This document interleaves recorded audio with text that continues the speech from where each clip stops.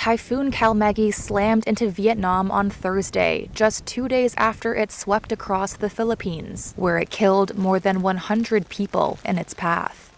Vietnam's national weather forecaster says Kalamagi is packing winds of up to 93 miles per hour and whipping waves as high as 30 feet, forcing authorities to close airports and order people to stay indoors.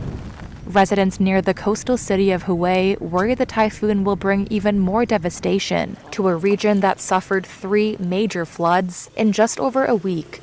Kalamagi is the 13th storm to hit Vietnam this year and among the most powerful. The government said it placed more than 268,000 soldiers on standby for search and rescue operations and moved more than 260,000 people in Gia Lai province to safety.